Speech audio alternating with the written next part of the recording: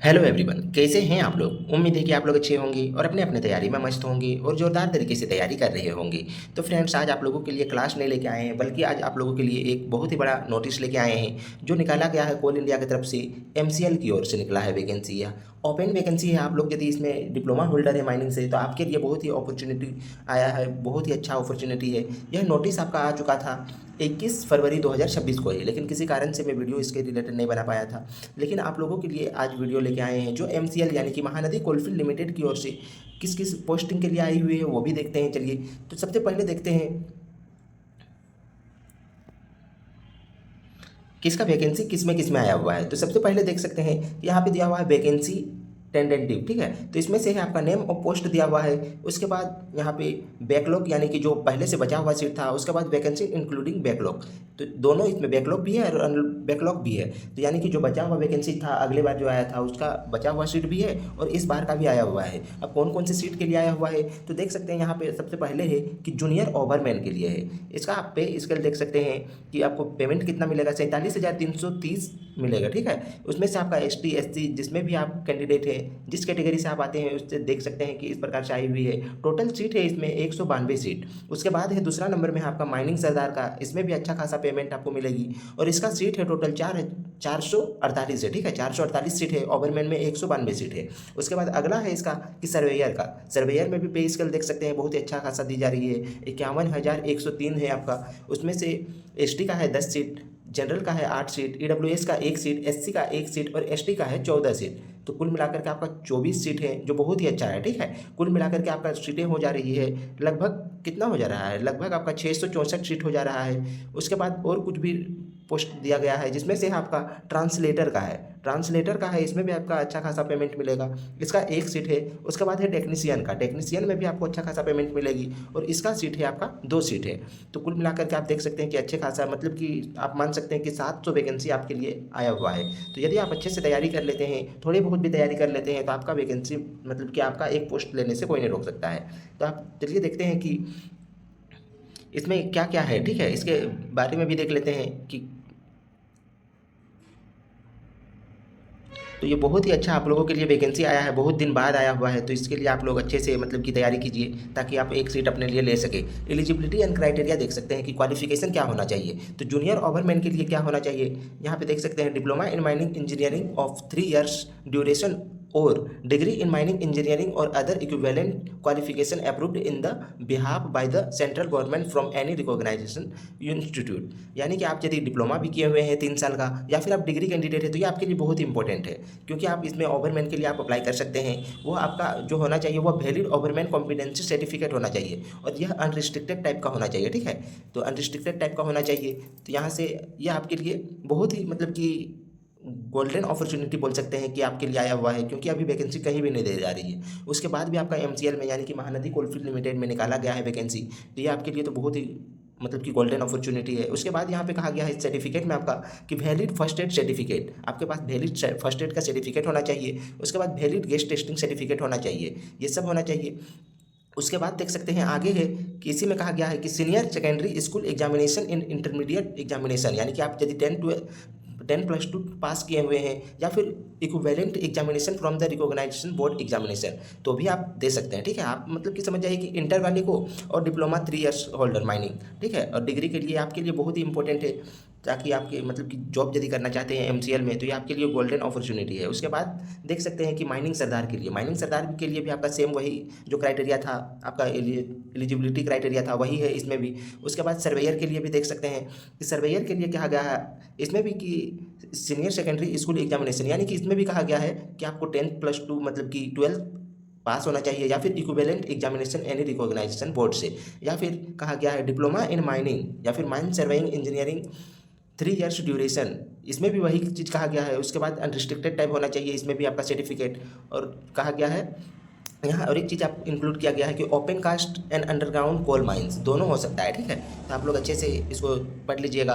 आप लोग यदि इसका चाहते हैं कि इसका पीडीएफ हो तो आप पीडीएफ इसका डिस्क्रिप्शन बॉक्स में आप इसको डाउनलोड कर सकते हैं, ठीक है। नहीं तो आप ज्वाइन हो जाइए आप टेलीग्राम चैनल इसी माइनिंग क्लासेस बाय विजय सर में, ठीक है। तो उसमें भी आप लोगों को प्रोवाइड करवा दी जाएगी। तो चलिए अब देखते हैं कि इसमें से एलिजिबिलिटी क्राइटेरिया जो अब ट्रांसलेटर का था उसमें से क्या है। तो ट्रांसलेटर में आपको होना चाहिए बीए और इक्विवेलेंट विथ हिंदी इंग्लिश, यानी कि आपको बीए होना चाहिए, बैचलर ऑफ आर्ट्स किए होना चाहिए और हिंदी इंग्लिश दोनों होना चाहिए, ठीक है, या फिर उसका इक्विवेलेंट बोला जा रहा है। उसके बाद है टेक्नीशियन। टेक्नीशियन के लिए भी आपको diploma in pathology from any institute reorganised by government, इसमें भी आपको ये होना चाहिए। तो आप हो रहे हैं, आपका हो रहा है ये सब चीज़, मतलब कि आप कर पा रहे हैं तो आप इस सब में डाल लीजिए, क्योंकि इसमें दोनों जो टेक्निकल और ट्रांसलेटर है इसमें बहुत ही कम सीट है। लेकिन आप यदि आपका क्वालिफिकेशन हो रहा है तो आप गवर्नमेंट या फिर माइनिंग सरदार के लिए डालिए, कि वो आपके लिए बहुत ही मतलब कि अच्छा काम करेगा। उसके बाद है आपका एज लिमिट। तो एज लिमिट क्या होना चाहिए ये भी देख लेते हैं। तो ये एज लिमिट जो आपका होना चाहिए वह होना चाहिए मिनिमम जो है आपका एज 18 ईयर्स होना चाहिए, वो भी इंक्लूड किया जाएगा आपको 6 अप्रैल 2026 से। उसके बाद जो मैक्सिमम होना चाहिए, मैक्सिमम होना चाहिए आपका 30 साल, वो भी 6 अप्रैल 2026 से, ठीक है। तो यानी कि 30 साल। उसके बाद इसमें कहा गया है कि आपको एज रिलैक्सेशन भी मिलेगा। तो एज रिलैक्सेशन देख सकते हैं कि किसमें किसमें एज रिलैक्सेशन मिलेगा वो भी देखते हैं। तो सबसे पहले है आपका यूआर या फिर ईडब्ल्यूएस, यानी कि जनरल कैंडिडेट को आपको नो रिलैक्सेशन, कोई भी रिलैक्सेशन नहीं मिलेगा। जो भी एज रखा गया है 18 साल से 30 साल उसी के बीच आपको अप्लाई कर सकते हैं। यदि इससे आप क्रॉस कर जा रहे हैं तो आपको फिर इंक्लूड नहीं किया जाएगा। उसके बाद कहा गया है ओबीसी एनसीएल, यानी कि ओबीसी में ओबीसी कैंडिडेट है और non creamy layer central list में आपका होना चाहिए, ठीक है। यदि आप हो रहा है तो इसके लिए आपको 3 साल का छूट मिलेगा। उसके बाद है एससी या फिर एसटी के लिए आपको 5 साल का छूट मिलेगा।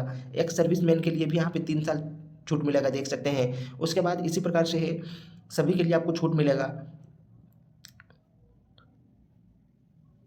तो रिजर्वेशन अब किसको किसको मिलेगा वो भी देख देते हैं। तो रिजर्वेशन मिलेगा आपको सिर्फ और सिर्फ रिजर्वेशन मिलेगा आपको एससी एसटी और ओबीसी। ओबीसी में भी एनसीएल कैंडिडेट जो कि सेंट्रल लिस्ट में आपका होना चाहिए। उसके बाद है ईडब्ल्यूएस को मिल जाएगा, जो जनरल कैंडिडेट है ईडब्ल्यूएस यदि बना के रखे हैं तो उसको भी मिलेगा। पीडब्ल्यूडी यानी कि जो हैंडीकैप है उसको भी मिलेगा, ठीक है। तो आप लोग यदि इसमें मतलब कि एलिजिबल है तो आपको एज रिलैक्सेशन मिल जाएगा। तो ये आपको मतलब कि बहुत ही बढ़िया बात है। और रिजर्वेशन भी आपको मिलेगा, तो इसमें से रिजर्वेशन भी आप ले सकते हैं। जनरल कैंडिडेट को कुछ भी नहीं मिलेगा।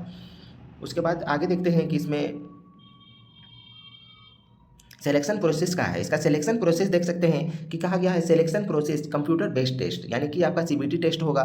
सीबीटी में ही आप लोगों को, और इसमें कहा गया है कि नो नेगेटिव मार्किंग, यानी कि इसमें नेगेटिव मार्किंग को नहीं रखा गया है। नेगेटिव मार्किंग यदि आप तुक्का भी मारते हैं, थोड़े बहुत भी पढ़े होंगे और तुक्का भी मारते हैं तो आप लोग अच्छा खासा स्कोर कर सकते हैं, ठीक है। तुक्का मारने का मतलब ऐसा नहीं कि जो भी मन आए वो मार दिया जाए। तुक्का वहाँ मारा जाता है जहाँ पे मतलब कि 4 ऑप्शन में आपका 2 ऑप्शन हटा करके उसके बाद 2 में आप यदि कंफ्यूज हो रहे हैं वहाँ पे तुक्का मारा जाता है। तो ठीक है, तो आप लोग वहाँ भी तुक्का मार के भी पास कर सकते हैं। और थोड़े बहुत तो तैयारी आप लोग कीजिएगा यदि, तो आपका सिलेक्शन हो जाएगा। कंप्यूटर बेस्ड टेस्ट होगा, ठीक है। और उसमें कहा गया है कि चलिए आगे अब देखते हैं कि क्या है।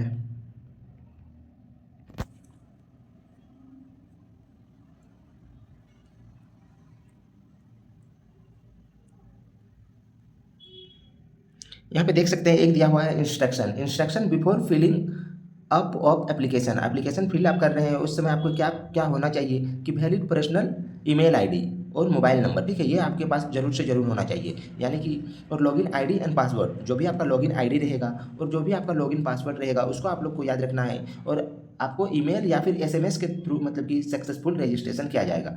तो इसके लिए आपको मतलब कि मोबाइल नंबर जो है आपका वैलिड होना चाहिए, तब ना आपका मतलब कि मेल आएगा उसके बाद आपका मैसेज आएगा।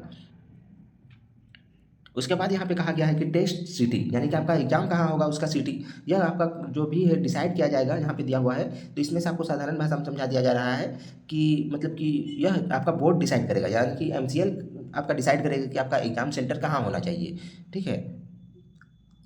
तो आप लोग यदि आप चाहते हैं कि इसका फॉर्म फिलअप करना तो ऑनलाइन एप्लीकेशन रजिस्ट्रेशन, मतलब कि रजिस्ट्रेशन आप कर सकते हैं। इसका ऑफिशियल जो वेबसाइट है देख सकते हैं कि candidate shall be apply through online mode available in on MCL website देख सकते हैं। ये है आपका महानदी कोल .in, ठीक है, .in, इसी में आपको करना है। तो आप इसमें कर सकते हैं।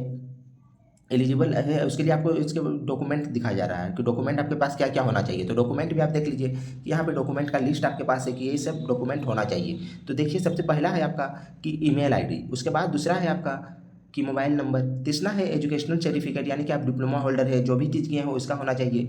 इसके बाद कहा गया है मैट्रिकुलेशन सर्टिफिकेट होना चाहिए, डिप्लोमा डिग्री का सर्टिफिकेट मार्कशीट होना चाहिए, जेपीजी फॉर्मेट में होना चाहिए और पीडीएफ फॉर्मेट में होना चाहिए, यानी कि आपको इसको अपलोड भी करना है।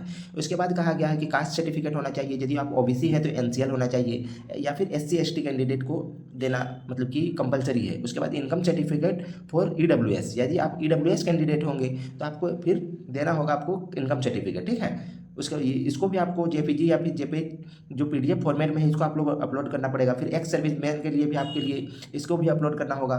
उसके बाद यदि आप विकलांग है तो पीडब्ल्यूडी के लिए सर्टिफिकेट जो भी है वो भी अपलोड एप्लीकेशन में मतलब कि सबमिट करना होगा इसको भी। उसके बाद कहा गया है कि competency certificate mining Sardar, ओवरमैन surveyor, guest testing and first aid certificate in JPG format, इसको भी आप लोग का, यानी कि आप यदि माइनिंग सरदार के लिए अपलोड कर मतलब कि फॉर्म अप्लाई कर रहे हैं तो माइनिंग सरदार का सर्टिफिकेट चाहिए। उसके बाद ओवरमैन के लिए कर रहे हैं तो ओवरमैन सर्टिफिकेट चाहिए, सर्वेयर के लिए कर रहे हैं तो सर्वेयर सर्टिफिकेट चाहिए, गेस्ट टेस्टिंग के लिए कर रहे हैं तो गेस्ट टेस्टिंग सॉरी दोस्तों गेस्ट टेस्टिंग और फर्स्ट एड सर्टिफिकेट ये आप लोगों को चाहिए ही चाहिए, चाहे आप किसी में मतलब कि फॉर्म फिलअप कर रहे हैं तो ये चाहिए, ठीक है। तो ये आप लोगों को क्लियर हो गया होगा। अब आगे देखते हैं कि इसमें से क्या क्या मतलब कि कुछ आगे है तो बता दिया जा रहा है आपको कि इसका पेमेंट देख सकते हैं कि एप्लीकेशन फ़ी आपका है 1000 प्लस एप्लीकेबल जीएसटी को इंक्लूड किया जा रहा है, उसमें से आपका 180 रुपया जीएसटी है। तो कुल मिलाकर के आपका जो एप्लीकेशन का फ़ी है वह देख सकते हैं कि 1000 प्लस इतना आपको 180 रुपया पेमेंट करना होगा, तो कुल मिलाकर के 1080 हो जा रहा है, ठीक है। तो यहाँ पे देख सकते हैं 1080 रुपया आपको पेमेंट करना होगा आपको फॉर्म फिलअप करने के लिए। किसको करना होगा तो सिर्फ और सिर्फ करना होगा आपका ओबीसी और जनरल को, ठीक है। यहाँ पे मतलब कि एसटी एससी और गर्ल्स कैंडिडेट जितने भी है फीमेल कैंडिडेट उसको मतलब कि फ्री में किया जा रहा है। तो ये तो मतलब कि जनरल और ओबीसी के लिए नाइंसाफ़ी है, तो आप लोग समझ सकते हैं कि क्योंकि इतना बड़ा अमाउंट में आपका एप्लीकेशन फ़ी होता है। तो उसमें से अब देखते हैं आगे कुछ है तो आप लोगों को बता दिया जाएगा।